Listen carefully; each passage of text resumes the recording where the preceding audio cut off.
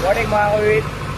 So, pupunta pala kami dito para kumain lang ng pares. So, dahil tapos na yung medical namin, load namin ng todo-todong bonggang-bongga yung pares sa may Cobra.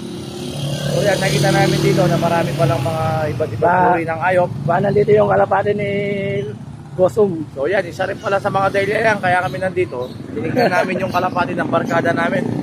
Kasi Mr. Goso. Pangalan pala ng kalapati niya, baka kilala nyo, Yoko.